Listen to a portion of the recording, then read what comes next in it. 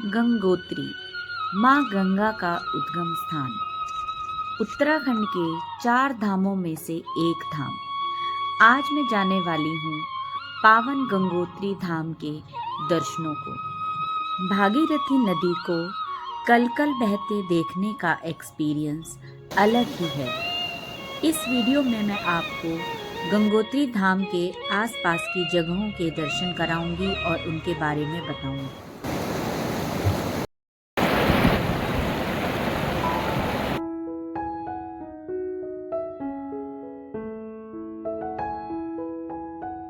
और सुबह सुबह ही जैसे मैं बाहर उठी हूँ, बाहर का नज़ारा औसम। अभी मैंने मुँह भी नहीं धोया, सीधा उठी हूँ, फ़ोन हाथ में उठा लिया और मेन नज़ारा है मेस्मराइजिंग करने वाला, वो मैं आपको दिखाती हूँ। ये देखिए सामने ऊंचे ऊंचे पहाड़ और बर्फ़ से ढकी हुई चोटियाँ। ये सामने ही बर्फ़ है, ये वहाँ भी और वो टॉप पे भी हल्की सी जो दिख रही होगी आपको, ये वाली ये रही। और यहाँ से लेकर ये पूरा बर्फ़, और ये बिल्कुल जस्ट हमारे कॉटेज के सामने वाला व्यू है। और इतने बड़े बड़े पत्थर हैं यहाँ पर सारे, ये आगे से ये सारे ऊपर हमारी गाड़ी पार्क है। और ये हमारा है, ये रूम है हमारा, ये वाला। यहाँ पर रुके थे हम रात में। अभी समय में सुबह के 7 बजे हैं जी। और वो टॉप पे ऊपर हल्की सी अभी धूप आई है, वो देखिए वहाँ पर और ऊपर ग्लेशियर हैं, उनमें से ये देखिए जलधारा बहकर नीचे आ रही है झरने के रूप में। ये रही यहाँ से, और ये नीचे भागीरथी में मिल रही है। फिर तो इसके आसपास सब बर्फ़ ही बर्फ़ है, बहुत ठंडा हो रहा है यहाँ पे। और भाई गाड़ी में गया था कुछ सामान लेने, अभी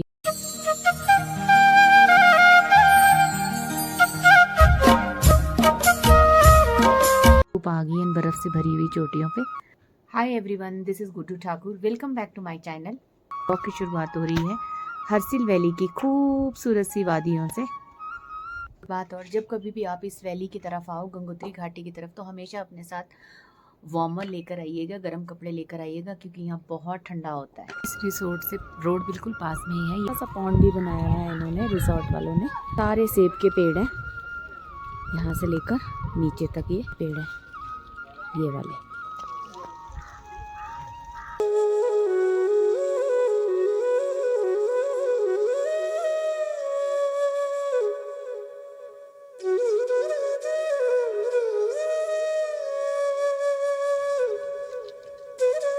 मेरे पीछे जी डाइनिंग एरिया है।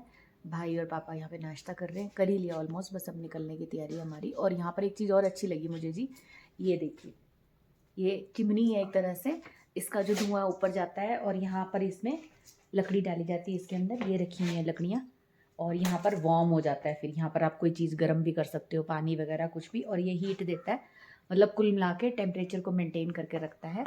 तो ये है उत्तराखंड का राज्य पक्षी मुनाल, बहुत ही ब्यूटीफुल है, बहुत सुंदर। और ये बहुत कम दिखाई देता है, और ऊंचे ऊंचे पहाड़ों पर ही दिखाई देता है, बहुत हाइट पे। ये है जी अवाना रिसोर्ट, यहाँ पर हम रुके हुए हैं। भाई गाड़ी निकाल रहे हैं, और यहाँ से ये सामने ही सड़क है, ये जो आप बिल्कुल रोड के साथ ही देखिए, ऊपर चोटी पे भी, यहाँ पे भी बर्फ़ है। तो चलो बैठते हैं गाड़ी में और निकलते हैं आगे के सफ़र पे।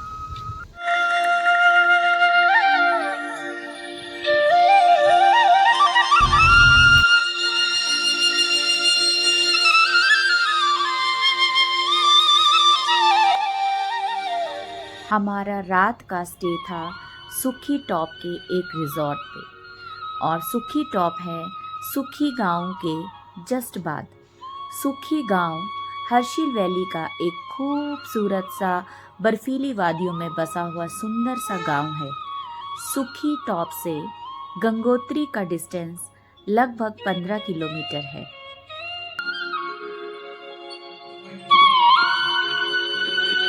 गंगोत्री धाम पहुंच गए हैं। ऐप बना हुआ है 4 धाम पर्यटक मानचित्र। ये यहाँ से ग्लेशियर, ये बिल्कुल ये जो माउंटेन है, बर्फ वाले बिल्कुल पास है। देखिए यहाँ चोटियों पे टॉप में बर्फ है। इधर भी ये सारी की सारी, इधर साइड रेस्टोरेंट वगैरह हैं सारे। कुछ खाना वगैरह हो, आपने खाना पीना हो तो उसकी भी पूरी फैसिलिटी है, रहने की भी पूरी व्यवस्था है। और गंगा जल लेने के लिए अगर आपको बॉटल वगैरह चाहिए तो यहाँ से मिल जाती है। 10 मई को यहाँ के कपाट खुल जाएंगे, तो अभी सारी तैयारियाँ चल रही हैं, यहाँ काम चल रहा है, काम पूरे जोरों पे है। रोड ब्लॉक कर रखी है फिलहाल, क्योंकि सभी लोग गंगोत्री से जल लेके जा रहे हैं। तक आने के लिए आपको गाड़ी पीछे पार्किंग में ही लगानी पड़ेगी, पीछे है, और उसके बाद यहाँ से पैदल जाके मंदिर में जाना पड़ेगा। और पैदल जाने के लिए मतलब मंदिर तक जाने के लिए डिस्टेंस बहुत ज़्यादा नहीं है, मुश्किल से 500 मीटर का रास्ता। आजकल ये सारी शॉप्स बंद पड़ी हुई हैं क्योंकि अभी सीज़न नहीं है, और जब रास्ते के दोनों तरफ ही सारी शॉप्स हैं, पूजा का सारा सामान सब यहीं मिल जाता है। मंदिर प्रांगण में एक आर्टिफिशियल कैलाश पर्वत भी बनाया हुआ है। ये है गंगोत्री माँ का मुख्य मंदिर, मेन मंदिर यही है जी। और शीतकालीन गति गंगा माँ की जो है मुखवा गांव में है। गंगोत्री धाम के किवाड़ 10 मई को खुल जाएंगे जी। गंगोत्री मंदिर में मैंने बाहर से ही हाथ जोड़ लिए हैं मंदिर में माता रानी को, और अगर माता रानी का बुलावा दोबारा आया तो फिर कभी आएंगे दोबारा। और यहाँ आप जब भी आएँ तो हमेशा सितंबर अक्टूबर में आने के लिए सबसे अच्छा जो है सीज़न रहता है, टाइम रहता है, उसी टाइम आना यहाँ सबसे बेहतर होता है, बेस्ट होता है। जब कभी भी आप गंगोत्री धाम या हर्षिल वैली की तरफ आएँ तो हम अपने साथ हमेशा वार्मअप ज़रूर लेकर आइए, गर्म कपड़े जैकेट वगैरह ज़रूर लेकर आइए, अपनी पूरी तैयारी के साथ आइएगा, क्योंकि यहाँ पता नहीं कि कब बारिश हो जाए और कब स्नोफॉल हो जाए। मंदिर के आसपास जो है ऊंची ऊंची चोटियाँ हैं बिल्कुल, जो बर्फ़ से ढकी हुई हैं। इधर से भी और इधर से भी आप देख सकते हैं, सारी बर्फ़ है चारों तरफ, जहाँ भी नज़र दौड़ाएं। और ये जो पहाड़ आपको दिखाई दे रहे हैं, ये तीखे तीखे पहाड़ है। यहाँ ये इस तरह के चट्टान और पहाड़ हैं, बिल्कुल तीखे तीखे कोन वाले नोकीले पहाड़ है एकदम। ये यहाँ पर भी देखिए आप। मंदिर का मैं एक बार आपको 360 एंगल भी दिखा देती हूँ। कुछ इस तरह का है जी चारों तरफ का नज़ारा। ऊंची ऊंची बर्फ़ से ढकी हुई चोटियाँ और बीच में है माता रानी का ये मंदिर, खूबसूरत सा मंदिर। तो अभी बाहर जो दरवाजे पे माता रानी की वैसे ही मूर्ति लगी हुई है, पंडित जी भी बैठे हुए हैं, यदि कोई तिलक लगाना चाहे और चढ़ावा देना चाहे तो दे सकता है।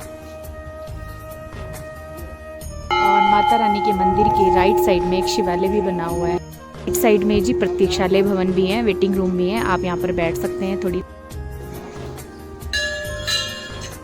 ये हनुमान जी का मंदिर है इस साइड, लेकिन अभी ये बंद पड़ा हुआ है। यहाँ से रास्ता है जी नीचे जाने के लिए, घाट पे जाने के लिए। चलते नीचे घाट पे, वहाँ पर भाई पहले ही चले गए हैं। यदि आपने स्नान कर दिया है गंगा घाट पे तो चेंज करने के लिए आपको यहाँ पे चेंजिंग रूम भी मिल जाएंगे। और ये यहाँ पर है जी गंगा मैया, करिकल बहती हुई भागीरथी नदी।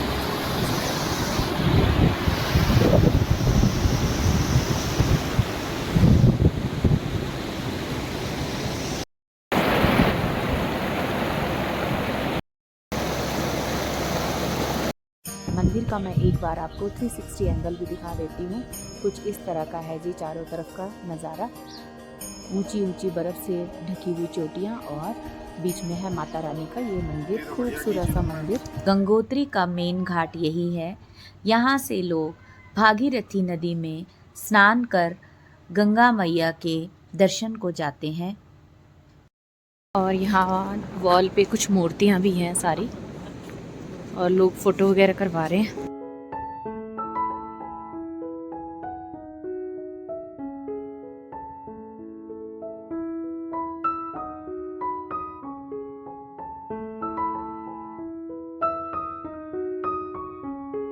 ये सामने पापा और भाई हैं, पूरे घाट पे घूम रहे हैं ये लोग।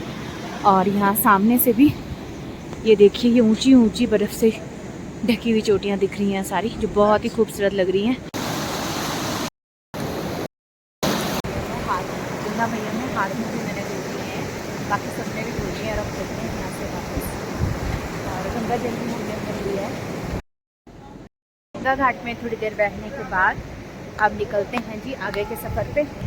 बहुत ही खूबसूरत जगह है, बहुत ही खूबसूरत, बहुत ही शांत, और साथ में भागीरथी की कलकल करती हुई ये आवाज़ जो बहुत ही सुंदर लग रही है। भागीरथ जी की तपस्थली है और ये उन्हीं की शायद मूर्ति बनी हुई है, उन्हीं की। और मैं हर जगह लेट हूँ वीडियो बनाने के, उसमें वीडियो बनानी पड़ती है तो थोड़ा टाइम तो देना ही पड़ता है जी।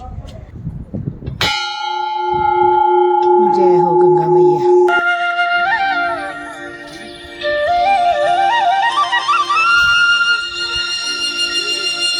आए तो ये वाली शॉप भी खुल गई है, अभी तक खुली नहीं हुई थी। ये मेन गेट है जी, यहाँ से एंट्री है, और आगे जाके ये पूरा मंदिर है, और मंदिर के आगे थोड़ा सा स्पेस भी है। दिन के 12 बज गए हैं, लेकिन अभी भी यहाँ ठंडी ठंडी हवा चल रही है, क्योंकि आसपास ऊंची ऊंची पहाड़ियाँ हैं और ये घाटी में बसा हुआ है गंगोत्री माता का मंदिर। तो गंगोत्री धाम के पीछे भागीरथी नदी पर बने पुल को क्रॉस कर आप सूर्य कुंड जा सकते हैं। सूर्य कुंड गंगोत्री धाम से 500 मीटर की दूरी पर है। गंगोत्री धाम पर होने वाली भीड़ से हटकर आप शांत वातावरण चाहते हैं तो आप सूर्य कुंड जा सकते हैं। भागीरथी नदी के अलावा एक और नदी है जो गंगोत्री धाम से निकलती है, वो है केदार गंगा। केदार गंगा का उद्गम स्थल माना जाता है केदार ताल, जो गंगोत्री धाम से लगभग 17 से 18 किलोमीटर दूर है। गंगोत्री धाम के बाद यह सूर्य कुंड यहाँ का दूसरा मेन अट्रैक्शन कहा जा सकता है। इस जगह से जुड़ी है एक खास मान्यता। कहते हैं कि सूर्य देव की पहली किरण इसी कुंड पर पड़ती है। इसी कुंड में से भागीरथी सूर्य देव को अर्घ देते हुए आगे बढ़ती हैं। सबसे पहले इस कुंड के यूनिक पत्थरों की बनावट पर ध्यान जाता है। सुनहरे रंग वाले ये पत्थर और इन पर से बहती भागीरथी नदी की 2 बड़ी धारा, यह दृश्य बहुत मनमोहक लगता है।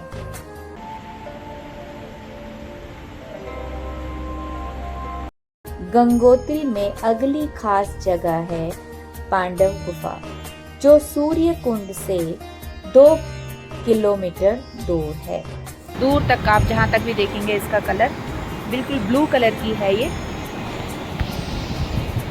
और नज़ारे बहुत ही खूबसूरत है, बहुत ही खूबसूरत। आप लोगों से यही कहना चाहूँगी कि गंगा नदी का जो व्यू है और गंगा नदी के जो नज़ारे हैं गंगोत्री के, वो मैं मेरे बोलने से आपको इतना पता नहीं लगेगा, लेकिन मैं यहाँ पर आई हुई हूँ, जो मुझे यहाँ पर आके फील हुआ है ना, वो मैं आपको बता नहीं सकती हूँ, और ना ही उसको हम वीडियो के थ्रू आपको इतना बता सकते हैं। वीडियो में वो ओरिजिनलिटी नहीं आती है, रियलिटी नहीं आती है जो जेन्युइन होती है। मैं एक अपनी आँखों से डायरेक्ट इस सुंदरता को देख रही हूँ, लेकिन आपको अगर इस सुंदरता को देखना है, इस नज़ारे को देखना है, प्रकृति का आनंद लेना है, तो आपको स्वयं चलकर यहाँ आना होगा गंगोत्री में। एक बारी गंगोत्री ज़रूर आएँ और यहाँ का जो खूबसूरत कह सकते हैं कि धरती पर स्वर्ग है, उसे देखने के लिए आपको खुद ही यहाँ पे आना पड़ेगा। अभी मैं भागीरथी के तट पर हूँ। कथाओं के अनुसार माँ गंगा को धरती पर लाने का श्रेय जाता है राजा भगीरथ को, इसीलिए माँ गंगा को भागीरथी भी कहा जाता है। राजा भगीरथ माँ गंगा को धरती पर क्यों लाना चाहते थे, इसके पीछे भी एक कहानी है। सूर्यवंश के राजा थे राजा सगर, जिनके 60,000 पुत्रों को कपिल मुनि ने क्रोध में भस्म कर दिया। राजा सगर ने अपने पुत्रों की मुक्ति के लिए माँ गंगा की तपस्या की, पर वह सफल नहीं हुए। उसकी कई पीढ़ियों के बाद राजा सगर के वंशज हुए राजा भगीरथ। उन्होंने अपने पूर्वजों की मुक्ति के लिए कठोर तपस्या की। इसके बाद माँ गंगा प्रसन्न होकर धरती पर अवतरित हुई और माँ गंगा के जल से भगीरथ के पूर्वजों को मुक्ति मिली। भगीरथ की तपस्या से माँ गंगा पृथ्वी पर आई, इसीलिए माँ गंगा को भागीरथी भी कहा जाता है। गंगोत्री में एक जगह जो आप मिस नहीं कर सकते, वो है सुप्रसिद्ध सुंदरानंद जी की आर्ट गैलरी, जो सूर्य कुंड के सामने है। सुंदरानंद स्वामी जी एक फेमस माउंटेनियर, फोटोग्राफर और एक महान योगी थे। गंगोत्री आकर आप माँ गंगा के पावन दर्शन कर सकते हैं और साथ ही साथ प्रकृति के इन सुंदर नज़ारों का आनंद भी ले सकते हैं।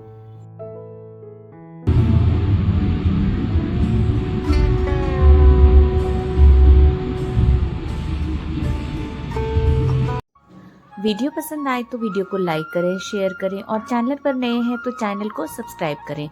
और आप लोगों से रिक्वेस्ट है कि वीडियो को ज़्यादा से ज़्यादा अपने दोस्तों के साथ, रिश्तेदारों के साथ शेयर करें, जिससे कि मुझे ज़्यादा से ज़्यादा मोटिवेशन मिलेगा और मैं आपके लिए और अच्छी वीडियोस लेकर आऊँगी।